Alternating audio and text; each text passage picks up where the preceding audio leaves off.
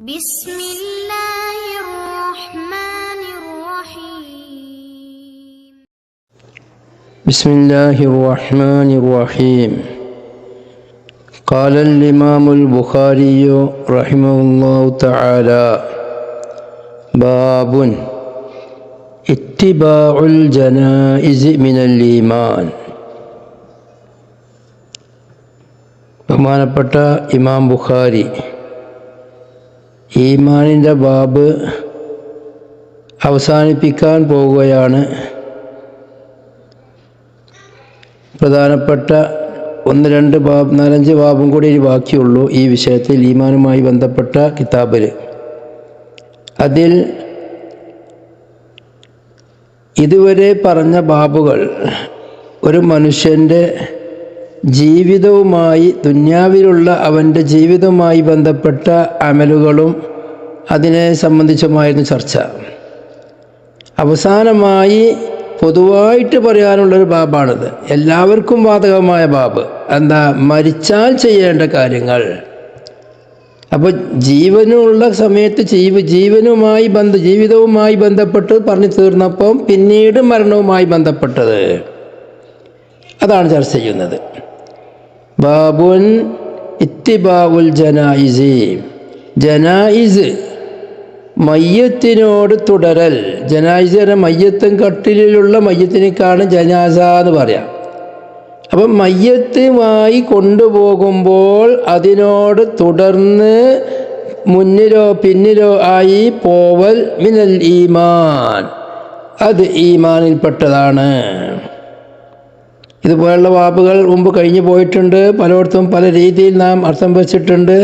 ആ അർത്ഥമെല്ലാം നിലനിൽക്കലോട് കൂടെ തന്നെ ഇവിടെ ശേഷമുള്ള ഹദീസിൽ നിന്നും മനസ്സിലാകുന്നത് ഇത്തിബാഉൽ ജനായിസ് ധാരാളം കൂലിയുള്ള ഒരു അമലാണ്. കൂലിയുള്ള അമലാകുമ്പോൾ അമലുകൾ ഈമാനിൻ്റെ ഭാഗത്തിൽപ്പെട്ടതാണ്. അപ്പം ഇതും ഈമാനിൽപ്പെട്ടതാണ് എന്ന് ഹദീസിൽ നിന്ന് കിട്ടും.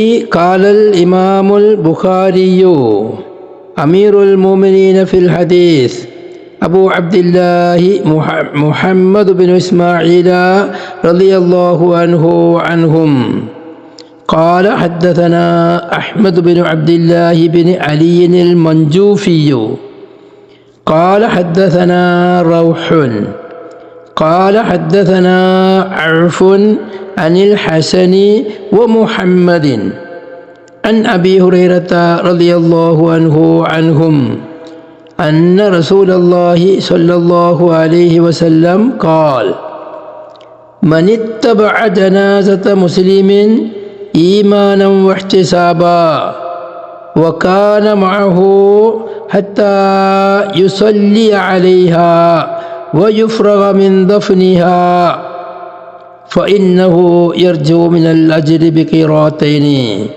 كل قيرات مثل أحد ومن صلى عليها ثم رجع قبل أن تدفن فإنه يرجو بقيرات. تابعه عثمان المؤذن قال حدثنا عرف عن محمد عن أبي هريرة عن النبي صلى الله عليه وسلم نحوه. ഈ ഹദീസിലെ റാവിമാർ ആദ്യമായി 1 അഹ്മദ് ബിൻ അബ്ദുല്ലാഹി ബിൻ അലിയിൽ മഞ്ജൂഫിയു റളിയല്ലാഹു അൻഹു, അവരാദ്യമായിട്ട് വരികയാണ്. മഞ്ജൂഫി ബിഫത്തിഹിൽ മീമി വസുകൂനിൻ നൂനി വളമ്മിൽ ജീമി മഞ്ജൂഫി വഫി ആഖിരി ഫാഉൻ വമഅനാഹു അൽ മുവസ്സഉ, വിശാൽ ദീർഘപ്പെട്ടവർ. ആ മനാക്കുള്ള മഞ്ജൂഫിലേക്ക് നിസ്ബ ചെയ്തിട്ടാണ് മഞ്ജൂഫി എന്ന് പറയുന്നത്. അവരുടെ കുഞ്ഞത്തലം അബൂബക്കർ അദ്ദൂസി അൽ ബസരിയു, ബസറക്കാരനാണ്. അവരുടെ ശിഷ്യന്മാരായി ബഹുമാനപ്പെട്ട ഇമാം ബുഖാരി റളിയല്ലാഹു അൻഹു ഉണ്ട്, ഇമാം അബൂ ദാവൂദ് റളിയല്ലാഹു അൻഹു ഉണ്ട്, ഇമാം നസായി റളിയല്ലാഹു അൻഹു ഉണ്ട്. അതുപോലെയുള്ള ധാരാളം മഹത്തുക്കൾ ആവശ്യത്തിൻ്റെ എല്ലാത്തെയും ധാരാളം ഇമാമിങ്ങൾ അവരുടെ ശിഷ്യന്മാരായിട്ടുണ്ട്. അവരുടെ വഫാത്തുള്ളത് 252-ലാണ്. നമ്മുടെ സനദിലെ രണ്ടാമത്തെ റാവി റൗഹ് എന്ന് പറയുന്നവരാണ്. ബി ഫത്ഹിർ റായി വബിൽ ഹായിൽ മുഅ്മല. റൗഹ് ബിൻ ഇബാദത്ത് ബിൻ അലായി ബിൻ ഹസ്സാൻ ബിൻ അംർ ബിൻ മർസദ് അൽ ബസരി. അവരും ബസറക്കാർ തന്നെയാണ്. അവർ ധാരാളം ഹദീസുകൾ റിപ്പോർട്ട് ചെയ്തതാണ്. സുനനിലും അഹ്കാമിലും തഫ്സീറിലും റൗഹിനിക്ക് കിതാബുകളും രചിച്ചിട്ടുണ്ട്. വകാന സിഖതൻ, റൗഹ് സിഖത്താണ്. ഖാല അലി ബിനുൽ മദീനി നദർതു ലിറൗഹി ബിൻ ഇബാദത ഫി അക്സറ മിൻ 100,000 ഹദീസ്. ബഹുമാനപ്പെട്ട റൗഹ് ബിൻ ഇബാദ റളിയല്ലാഹു അൻഹുവിന് 100,000-ലേക്കാൾ ഹദീസുകൾ ഞാൻ അവരുടെ അടുത്തിരുന്ന് കാണുകയും പഠിക്കുകയും ചെയ്തിട്ടുണ്ട്. അതിൽ നിന്ന് 10,000 ഹദീസുകൾ ഞാൻ എഴുതി സൂക്ഷിക്കുകയും ചെയ്തിട്ടുണ്ട് എന്ന് അലി ഇബ്നുൽ മദീനി റളിയല്ലാഹു അൻഹു പറയുന്നു. യഹ്യ ഇബ്നു മഈൻ റളിയല്ലാഹു അൻഹു പറയുന്നത് ലാ ബഅസ ബിഹി സദൂഖുൻ, ഒരു തർക്കമില്ലാത്ത ആളാണ്, സത്യം മാത്രം പറയുന്നവരുമാകുന്നു. അവരുടെ വഫാത്തുള്ളത് 205-ലാണ്. ധാരാളം ഇമാമിങ്ങൾ അവർക്ക് ശിഷ്യന്മാരായിട്ടുണ്ട്, ഹദീസ് റിപ്പോർട്ട് ചെയ്തിട്ടുണ്ട്. മൂന്നാമത്തെ റാവി ഔഫ് എന്ന് പറയുന്നവരാണ്. ബിൽഫായ് ഔഫ് ബിൻ ജമീല ബന്ദവൈഹി എന്നുള്ളവരാണ് അവർ. അവരുടെ പേര് വെറും ബന്ത് എന്നാണ് പറഞ്ഞിട്ടുണ്ട്. ബന്ദ എന്ന് പറഞ്ഞാൽ അടിമ എന്നാണ്. ബന്ദവൈഹി എന്നാണ് പറയല്. ബന്ദവൈഹി അല്ല, ബന്ധുവൈഹിയാണ്, താല് തൊമ്മ കൊണ്ടാണെന്നും പറയുന്നവരുണ്ട്. ഇവർക്കൊരു പ്രത്യേക പേരുണ്ട്. അവരുടെ പേര് ഔഫ് എന്നവർക്ക് അറിയപ്പെടുന്ന പേര് അയറാബീന. അവരെല്ലാവരും വിളിക്കരുത്, പേര് കേട്ടാൽ തോന്നും ഇതെന്തോ ഒരു കാട്ടുജന്തു ആണെന്ന് തോന്നും, സംസ്കാരമില്ലാത്ത ആളാന്ന് തോന്നും. അതല്ല, റൗഹ് എന്നവർ സംസാരിക്കുമ്പോൾ വളരെ ഫസീഹായ അറബി മാത്രം സംസാരിക്കുള്ളായിരുന്നു. നാട്ടുഭാഷ അതുപോലെയുള്ള പ്രാദേശിക ഭാഷകൾ അതൊന്നും തീരെ ഉപയോഗിക്കൂല. വളരെ ഫസീഹായ ഖുർആൻ്റെയും ഹദീസിൻ്റെയും ഭാഷ പോലെയുള്ള വലിയ സാഹിത്യകാരന്മാർ പോലെയുള്ള ഭാഷയെ സാധാരണഗതിയിൽ പോലും ഉപയോഗിക്കുള്ളൂ. അങ്ങനെ വലിയ ഫസീഹായത് കൊണ്ടാണ് അവരെ സംബന്ധിച്ച് അറാബി എന്ന പേരിൽ അറിയപ്പെട്ടത്. അവരും ബസറക്കാരനാണ്. താബീങ്ങളിൽ നിന്ന് ധാരാളം മഹാന്മാരെ കേട്ടിട്ടുണ്ട്. അതിൽപ്പെട്ടവരാണ് ഹസൻ ബസരി റളിയല്ലാഹു അൻഹു, മുഹമ്മദ് ബിൻ സീരീൻ റളിയല്ലാഹു അൻഹു. ഇങ്ങനെയുള്ളവരെല്ലാം അവരുടെ ഉസ്താദന്മാരാണ്. അതുപോലെ അവർക്ക് ശിഷ്യന്മാരായിട്ടും ധാരാളം മഹത്തുക്കളുണ്ട്. അതിൽപ്പെട്ടവരാണ് ഇമാം സൗരി, ഇമാം ശുഅബ, അതുപോലെയുള്ള ധാരാളം ആളുകൾ. വസിഖതുഹു മുജ്മഉൻ അലൈഹാ. ഈ പറയുന്ന ഔഫ് എന്നവർക്ക് ഹദീസ് റിപ്പോർട്ട് ചെയ്യാൻ യോഗ്യത ഉണ്ടോ ഇല്ലേ എന്ന് തർക്കം തന്നെ ഇല്ല. അവർ സിഖത്താണ്, മുജ്മഉ അലൈഹാൻ. അവരുടെ ജനനം നടക്കുന്നത് ഹിജ്റ 59-ലാണ്. അവർ വഫാത്താകുന്നത് 147 അല്ല 146-ലാണെന്നും അഭിപ്രായമുണ്ട്. അവരെ സംബന്ധിച്ച് ഷിയാണ് എന്നുള്ളൊരു അഭിപ്രായമുള്ളവരാണ്. നമ്മൾ പലപ്പോഴായി പറഞ്ഞിട്ടുണ്ട്. റാവികളിൽപ്പെട്ട പലരെ സംബന്ധിച്ചും അങ്ങനെയുള്ള അഭിപ്രായങ്ങളുള്ളവരുണ്ട്. അബ്ദുർ റസാഖ് എന്നവരെ സംബന്ധിച്ച് നമ്മൾ പറഞ്ഞല്ലോ.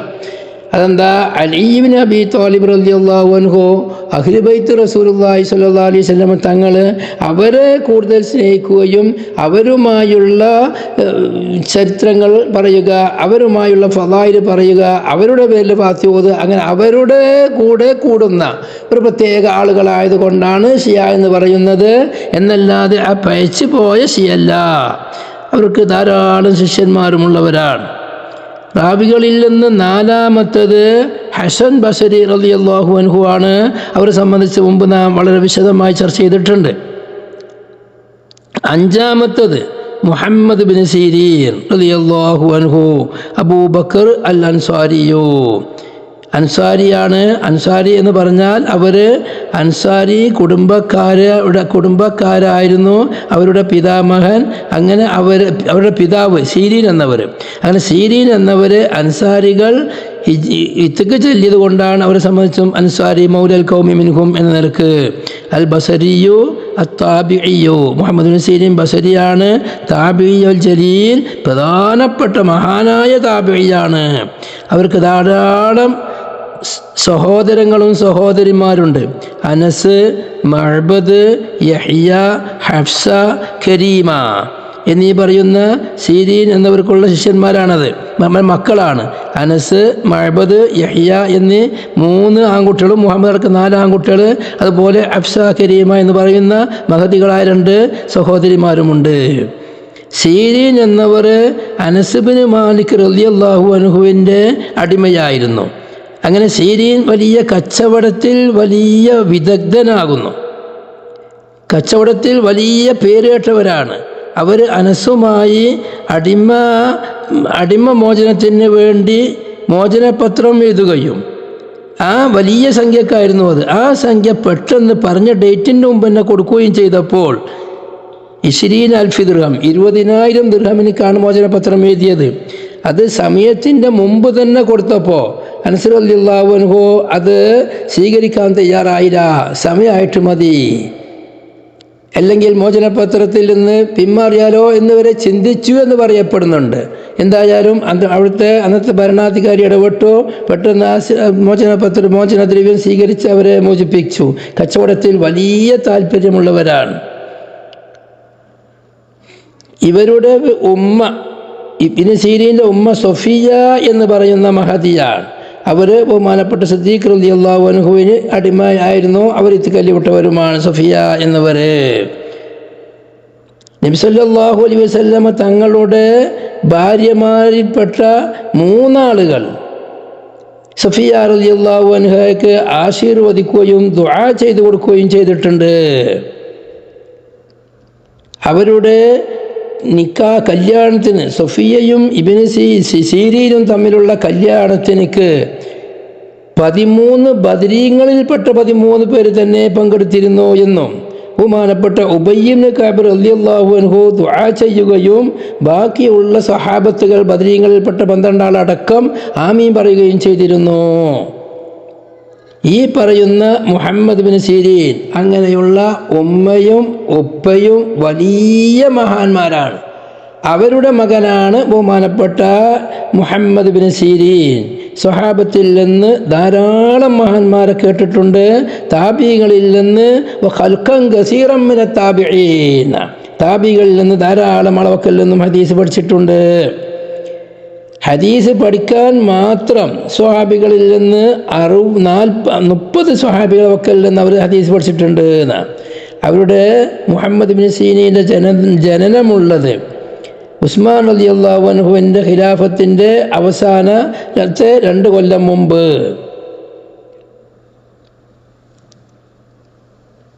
ഷഅബി, ഖതാദ, അയ്യൂബ് ഇങ്ങനെയുള്ള മഹാന്മാരെല്ലാം അവരുടെ ശിഷ്യന്മാരായിട്ടുമുണ്ട്. ധാരാളം താബീങ്ങൾ. മുഹമ്മദ് ബിൻ സീരീൻ അറിയപ്പെട്ട മഹാനാണ്.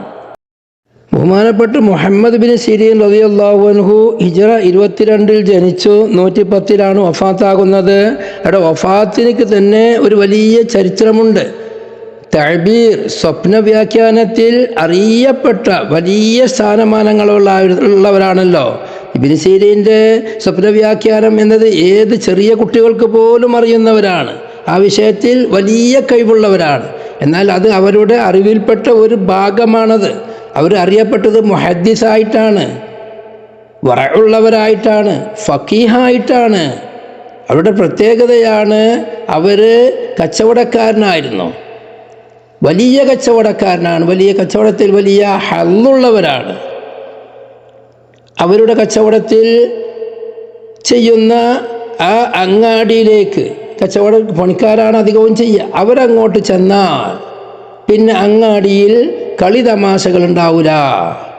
അങ്ങാടിയിലുള്ള എല്ലാവരും മഹാനവറുകളെ കണ്ടാൽ പിന്നെ ദിക്റ് അവിടെ ഉണ്ടാവുള്ളൂ.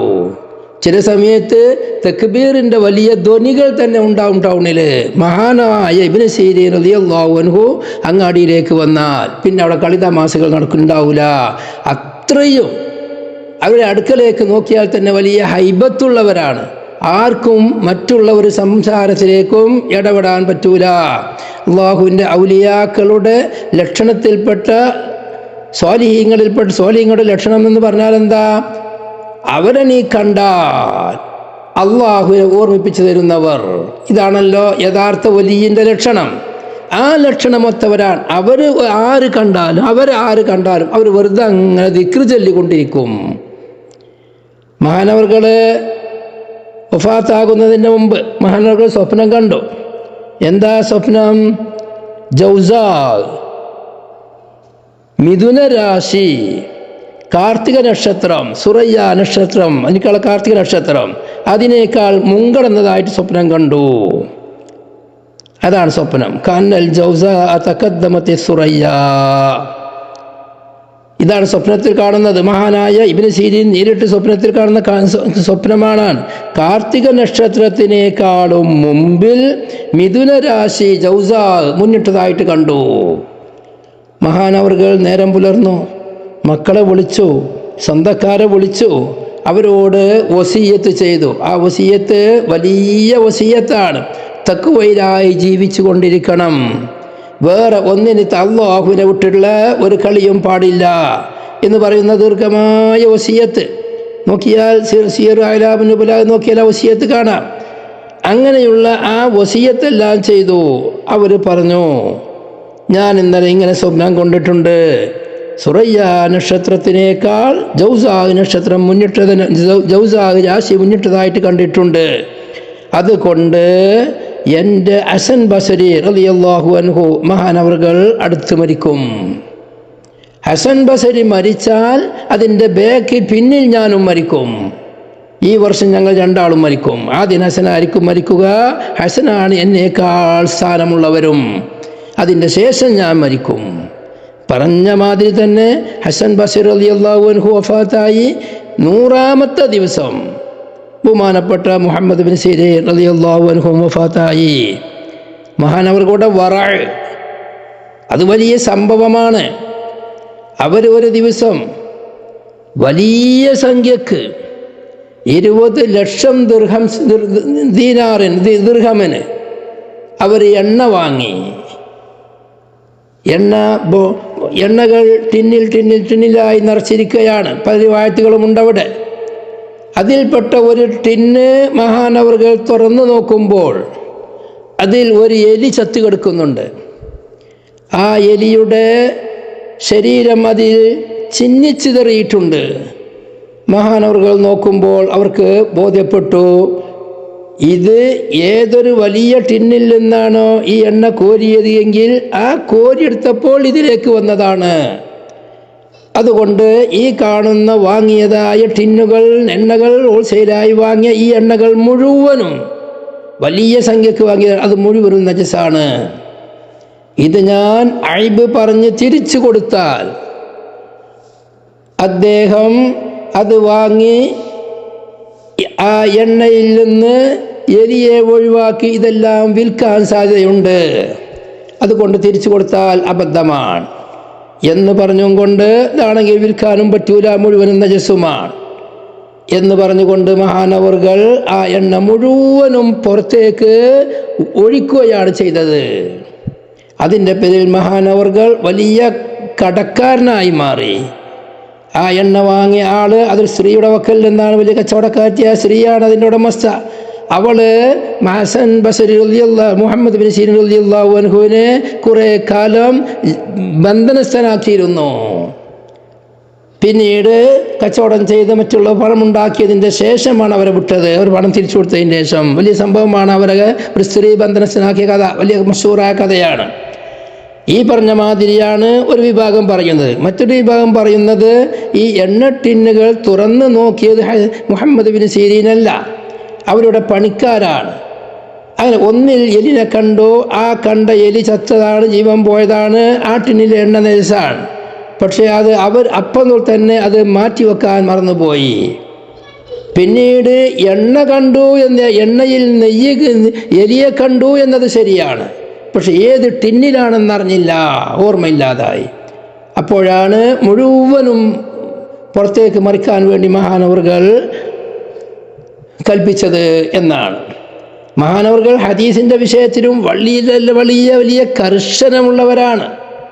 ഹദീസ് നബി സല്ലല്ലാഹു അലൈഹി വസല്ലമ തങ്ങളുടെ ഹദീസുകൾ, വാക്കുകൾ പറയുമ്പോൾ ആ വാക്കുകൾ നബി തങ്ങൾ പറഞ്ഞത് റിവായത്ത് ചെയ്യപ്പെട്ട ഉദ്ധരിക്കപ്പെട്ട ഹദീസിൻ്റെ അതേ ലഫ്ള് തന്നെ പറഞ്ഞോളണമെന്നില്ല, മഅനക്കുള്ള മറ്റൊരു വാക്ക് പറഞ്ഞാലും മതി എന്നൊരു വിഭാഗം പറയുമ്പോൾ മുഹമ്മദ് ബിൻ സിരീൻ റളിയല്ലാഹു അൻഹു നബി തങ്ങളെ വക്കൽ നിന്ന് അവർക്ക് സ്വഹാബികളോ അല്ലെങ്കിൽ താബീങ്ങളോ എങ്ങനെയാണോ ഉദ്ധരിച്ചു കൊടുത്തത് എങ്കിൽ അങ്ങനെ തന്നെ പറയണമെന്ന് കർശനമുള്ളവരും, ചിരി തമാശ കളിയെല്ലാം കൂടിയവരാണ്.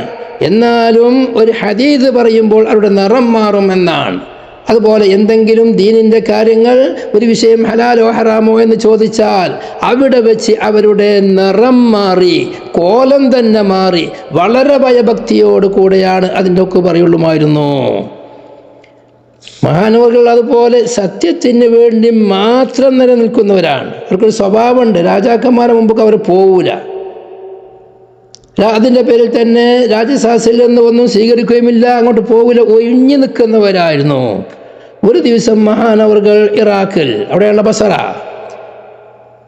അവിടെ തന്നെയാണ് നാട്, മുഹമ്മദ് ബിൻ സിരീൻ മഹാനവറുകൾ ഇറാഖിലെ ഭരണാധികാരിയായ ഉമർ ബിൻ ഹുബൈറ എന്ന് പറയുന്ന ഗവർണറെ അടുക്കലാണുള്ളത്. അപ്പോൾ ഉമർ ചോദിച്ചു, കൈഫ തരക്ത അഹ്ല മിസ്രിക യാ അബാ ബക്കർ, നിങ്ങളുടെ നാട്ടിലുള്ള ജനങ്ങൾ, അവരുടെ സ്ഥിതി എന്താണ്, അവർക്ക് എങ്ങനെയുണ്ട്, നല്ല ക്ഷേമം തന്നെയല്ലേ, അവിടെ നല്ല ഭരണം തന്നെയല്ലേ എന്നാണ് ചോദ്യം. ഫഖാല, അപ്പം മുഹമ്മദ് ബിൻ സിരീൻ റളിയല്ലാഹു അൻഹു പറഞ്ഞു, തറക്തുഹും വദ്ദുൽമു ഫീഹിം ഫാശിൻ വഅൻത അൻഹും ലാഹിൻ, ഞാൻ അവരെ ഒഴിവാക്കി, അവരെ കണ്ടു. എന്താണ് അവരുടെ അവസ്ഥ? അവരിൽ അതിക്രമം വളരെ വ്യാപകമാണ്. ഭരണാധികാരിയായ നീ ആ വിഷയത്തെപ്പറ്റി ചിന്തിക്കുന്നേയില്ല. അപ്പോൾ കൂടെ ഉണ്ടായിരുന്ന അവരുടെ ജ്യേഷ്ഠൻ്റെ മകൻ അവരെ ചുമലിൽ ഒന്ന് കുത്തി, അക്രമിയാണ്. ഉമർ ബിൻ ഹുബൈറ ഭരണാധികാരിയാണ്, ജയിലിലടക്കും, കൊല്ലും, തല്ലും അവരെ ഭരണത്തെ കുറ്റം പറഞ്ഞാൽ. അതുകൊണ്ട് ചെയ്യണ്ട എന്ന് സൂചിപ്പിക്കാൻ വേണ്ടി ഒന്ന് തോണ്ടിയപ്പോൾ ജ്യേഷ്ഠൻ്റെ മകനിലേക്ക് തിരിഞ്ഞിട്ട് പറഞ്ഞു, ഇന്നക ലസ്തല്ലദീ തുസ്അലു അൻഹും വഇന്നമാ അനല്ലദീ ഉസ്അലു വഇന്നഹാ ലശഹാദ. ഇവിടെ ചോദ്യം ചോദിച്ചത് എന്നോടാണ്, ഞാനാണ് അതിലേക്ക്, നിന്നോടല്ല അതിനെ സംബന്ധിച്ച് ചോദിച്ചത്, എന്നോടാണ് ചോദിച്ചത്. ഞാൻ പറയുന്ന മറുപടി ഷഹാദത്താണ്. വമൻ യക്തുംഹാ ഫഇന്നഹു ആസിമുൻ ഖൽബു, ഷഹാദത്തിനെ മറിച്ചു വെച്ചാൽ അവൻ ദോഷിയാണ് എന്ന ആയത്തോടെ ഓതി കൊടുത്തു ഭരണാധികാരിയുടെ മുമ്പിൽ നിന്ന് തന്നെ. അത് കേട്ട് ഭരണാധികാരി ധാരാളം പണം കൊണ്ട് സ്വീകരിച്ചു, സൽക്കരിച്ചു, ഹദിയ നൽകി. ബഹുമാനപ്പെട്ട മുഹമ്മദ് ബിൻ സിരീൻ റളിയല്ലാഹു അൻഹു അതൊന്നും തന്നെ സ്വീകരിച്ചില്ല. സ്വീകരിക്കാന്നപ്പോഴും ജ്യേഷ്ഠ സഹോദരൻ പറഞ്ഞു,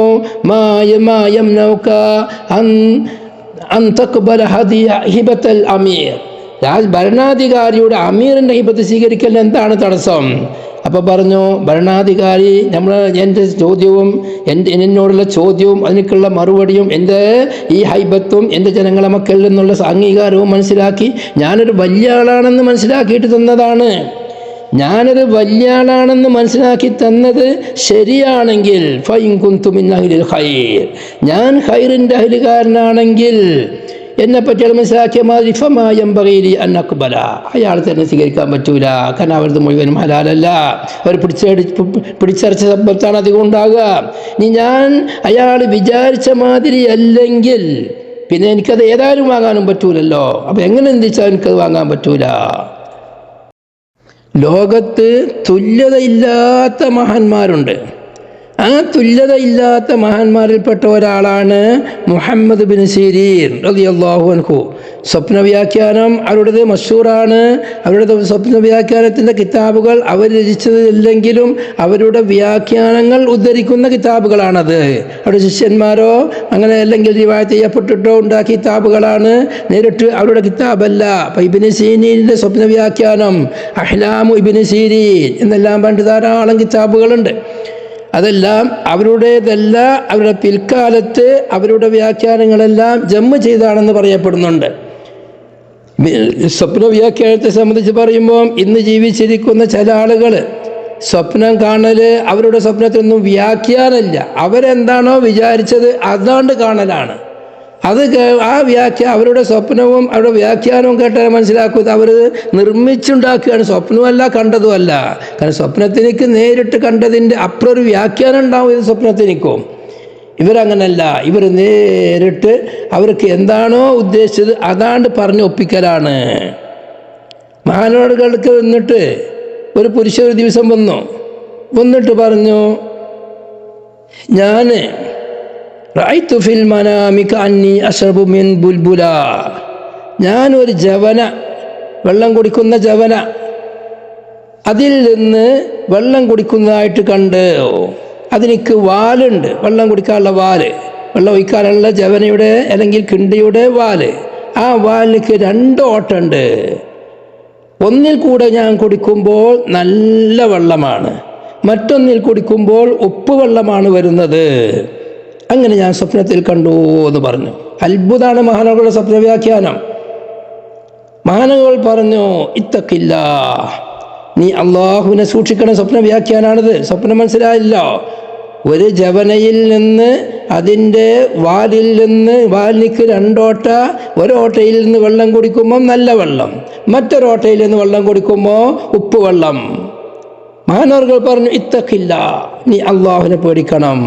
കാരണം നിനക്കൊരു ഭാര്യയുണ്ട്, നീ ആ ഭാര്യയെ എല്ലാം നീ ഉപയോഗിക്കുന്നത് ആ ഭാര്യയുടെ സഹോദരിയുടെ അടുക്കലേക്കാണ് നീ പോകുന്നത്, നീ വ്യഭിചാരിയാണ്. അതുകൊണ്ട് അള്ളാഹുവിനെ സൂക്ഷിച്ചോ.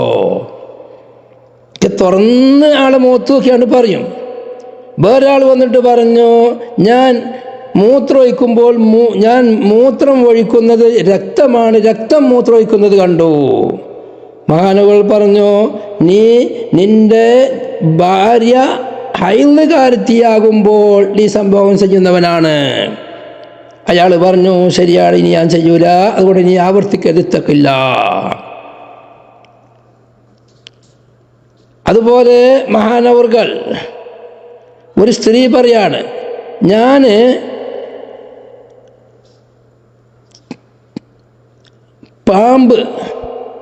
ഒരു പാമ്പിന് പാല് കൊടുക്കുന്നത് കണ്ടിട്ടുണ്ട്.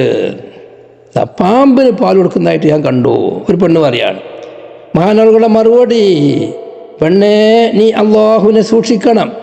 കാരണം പാല് എന്ന് പറയുന്നത് അത് ഫിത്രത്താണ്, പാമ്പ് എന്ന് പറയുന്നത് ശത്രുവാണ്. അതുകൊണ്ട് ശത്രുവും ഫിത്രത്തും തമ്മിൽ ഒരിക്കലും യോജിച്ച് വരൂല. നീ വ്യഭിചാരിയാവാനാണ് സാധ്യത. അതുകൊണ്ട് അള്ളാഹുവിനെ സൂക്ഷിക്കണം. അതുപോലെ മഹാനവറുകൾ ഒരാൾ വന്നിട്ട് പറയാണ്, വളരെ അത്ഭുതമുള്ളതാണ്, എൻ്റെ തലയിൽ ഒരു കിരീടമുണ്ട്, സ്വർണത്തിൻ്റെ കിരീടം എൻ്റെ തലയിലുള്ളതായിട്ട് ഞാൻ കണ്ടു. ശ്രദ്ധിക്കണം. ഇന്നി റഅയ്തു കഅന്നി അലാ റഅസി താജം മിൻ ദഹബ്, ദഹബിനാലുള്ള ഒരു കിരീടം എൻ്റെ തലയുള്ളതായിട്ട് ഞാൻ കണ്ടു. ബഹുമാനപ്പെട്ട മുഹമ്മദ് ബിൻ സിരീൻ റളിയല്ലാഹു അൻഹു അയാളോട് പറഞ്ഞു, ഇത്തഖില്ലാ, നീ അള്ളാഹുവിനെ സൂക്ഷിച്ചോ.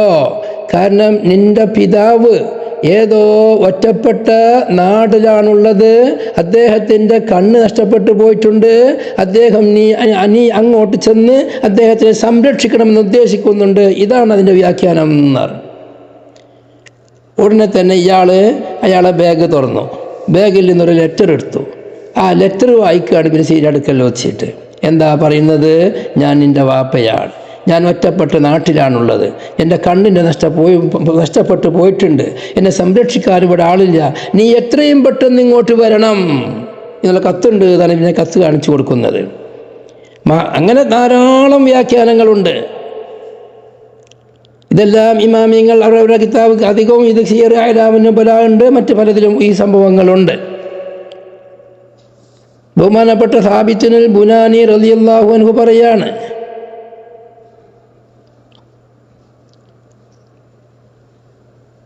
ബഹുമാനപ്പെട്ട ഹസൻ ബസരി റളിയല്ലാഹു അൻഹു ഹജ്ജാജ് ഇബ്നു യൂസുഫിനെ തൊട്ട് ഭയപ്പെട്ടതിൻ്റെ പേര് ഒളിഞ്ഞിരിക്കുന്ന കാലം ഹസൻ ബസരി റളിയല്ലാഹു അൻഹുവിൻ്റെ ഒരു മകൾ മരിച്ചപ്പോൾ സാബിത്തുൽ ബുനാനി പറയാണ്, ഞാൻ ഈ വിവരം പറയാൻ വേണ്ടി ഹസൻ ബസരി അടുക്കലേക്ക് ഓടി.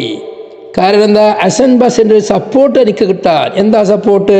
എൻ്റെ മകൾ മരിച്ചവളുടെ പേരിൽ നീ അവളെ മേൽ മയ്യിത്ത് നിസ്കരിക്കണം എന്നുള്ള അനുമതി എനിക്ക് കിട്ടാൻ. സാബിത്തുൽ ബുനാനി അറിയപ്പെട്ട വലിയ മഹാനാണ്. അങ്ങനെ ഈ വിവരം പറഞ്ഞു, നിങ്ങളെ മകൾ മരിച്ചിട്ടുണ്ട് ഹസൻ ബസരിയോട്. ഹസൻ ബസരി ധാരാളം കരഞ്ഞു, വലിയ തേങ്ങി കരഞ്ഞു. പ്രിയപ്പെട്ട മകളാവും മരിച്ചത്. പിന്നെ പറഞ്ഞു, നീ പോയി മുഹമ്മദ് ബിൻ സീരീൻ റളിയല്ലാഹു അൻഹുവിലേക്ക് പോകണം, എന്നിട്ട് പറയണം എൻ്റെ മകളുടെ മേൽ മുഹമ്മദ് ബിൻ സീരീനോട് നിസ്കരിക്കാൻ വേണ്ടി ഞാൻ ഏൽപ്പിച്ചിട്ടുണ്ട് എന്ന് പറയണം. അപ്പോൾ സാബിത്തുൽ ബുനാനിനേക്കാളും ഹസൻ ബസരി റളിയല്ലാഹു അൻഹു ഏറ്റവും ഇഷ്ടപ്പെടുന്ന ഒരാള്, അന്ന് മയ്യിത്ത് നിസ്കരിക്കാൻ വേണ്ടി കൊണ്ടുനടക്കുന്ന ആള്, അത് ബഹുമാനപ്പെട്ട മുഹമ്മദ് ബിൻ സീരീൻ റളിയല്ലാഹു അൻഹു. അല്ലാഹു അവരുടെ മദദ് നമ്മൾക്ക് നൽകുമാറാവട്ടെ. عن أبي هريرة رضي الله عنه أن رسول الله صلى الله عليه وسلم തീർച്ചയായും റസൂലുള്ളാഹി സ്വല്ലല്ലാഹു അലൈഹി വസല്ലം തങ്ങൾ ഖാല റസൂലുള്ള പറഞ്ഞു, മനിത്തബഅ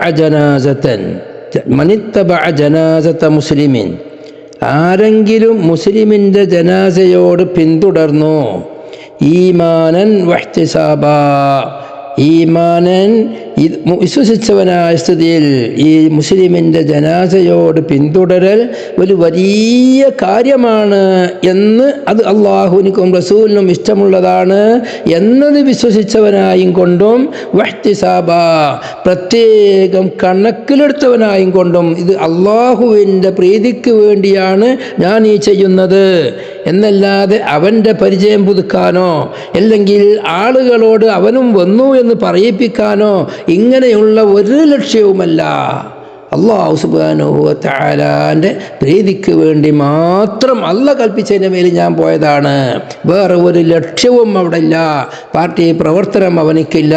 അവൻ അവിടേക്ക് വരുമ്പം മറ്റുള്ള അവൻ്റെ അനുയായികളെല്ലാവരും കൂടി വലിയൊരു സംഭവമാക്കി മാറ്റിയ ഓൻ്റെ വരവ് അതിനൊന്നുമല്ല, ഇഹ്തിസാബിന് വേണ്ടിയാണ്.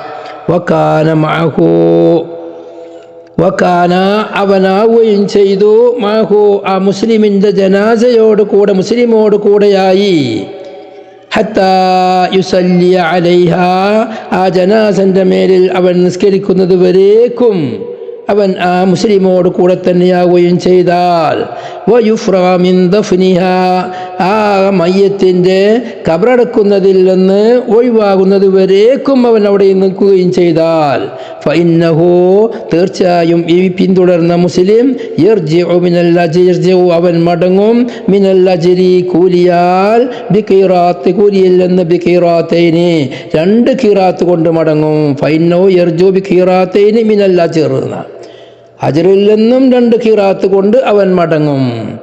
കുല്ലു ഖിറാത്തിൻ, എല്ലാ ഖിറാത്തും മിസ്ലു ഉഹുദിൻ, ഉഹുദ് പോലെയാണ്.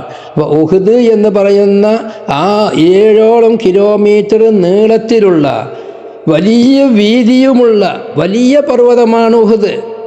ആ ഉഹുദിൻ്റെ അത്രയുള്ള 2 കൂലി, 2 ഖിറാത്ത്, ഒരു പ്രത്യേക അളവ് റസൂലുള്ള പറയാണ്, പ്രത്യേക പ്രയോഗമാണത്.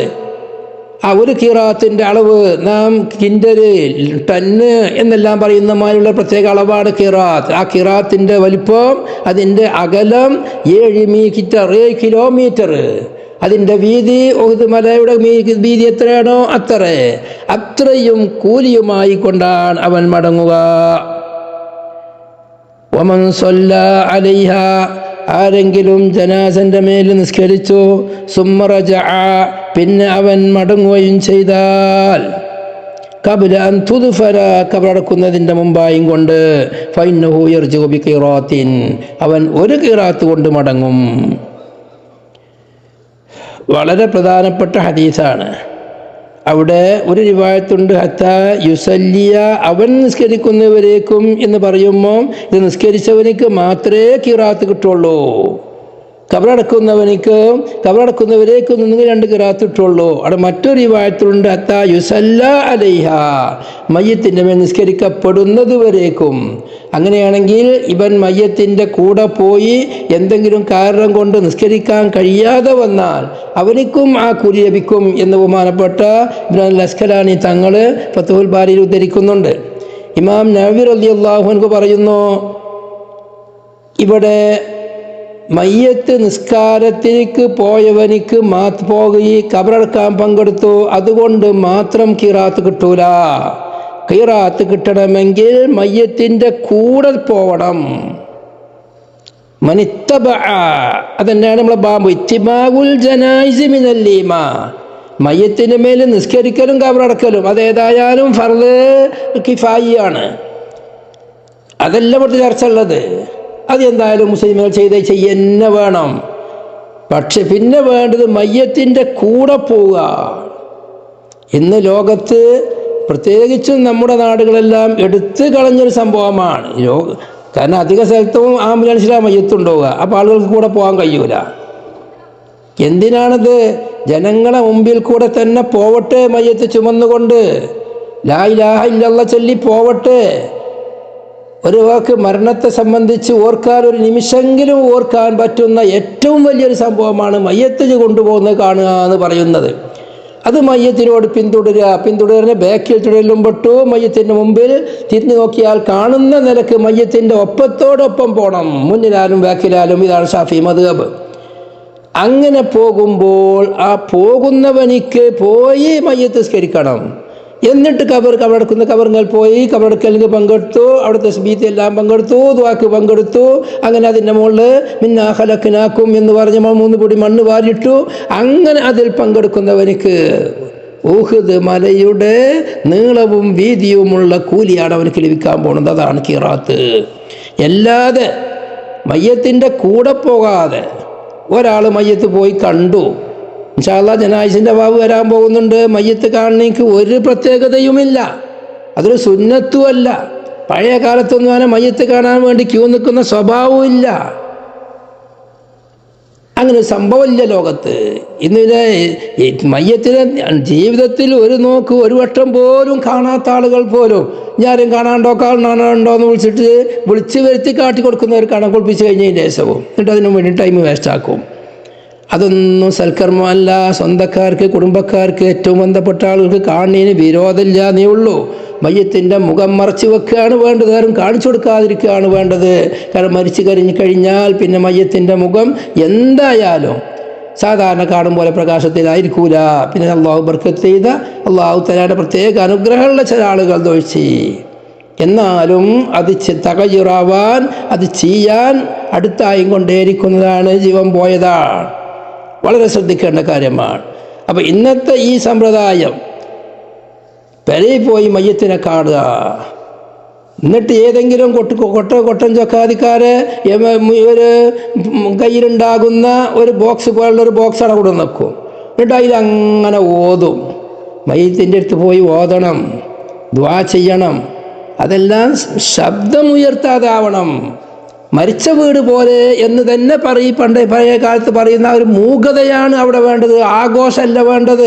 ഖുർആനോത്ത് കൊണ്ടാണെങ്കിലും എന്നിട്ട് നല്ല നല്ല ഓത്തുകാർ വന്ന് നല്ല കൂറ്റോട് കൂടെ അങ്ങനെ നീട്ടി വലിച്ച് ഒരാൾക്കും ചൂടേക്കാൻ കഴിയാത്തവർക്ക് ചൂട് പൊട്ടുന്ന നിലക്കോ അല്ലെങ്കിൽ കിരികിരി പറയുന്ന ഒരു ജാതി ശബ്ദത്തോടു കൂടെയോ ഉള്ള ആ ഒരു പരിപാടികൾ ഒഴിവാക്കേണ്ടതാണ്. മയ്യത്ത് അടുത്ത് അങ്ങനെയല്ല വേണ്ടത്. മയ്യത്തിൻ്റെ പരിപാലനത്തിന് പങ്കെടുക്കുക, മയ്യത്തിനെ കുളിപ്പിക്കേണ്ടവർ കുളിപ്പിക്കുക, കഫൻ ചെയ്യുക, ജനാസെടുത്ത് മുന്നിൽ വെക്കുക, ദുആ ചെയ്യുക, ലാ ഇലാഹ ഇല്ലല്ലാഹ് ചെയ്യും, മനിയത്തും കൊണ്ട് എല്ലാവരും കൂടിയും പോവുക.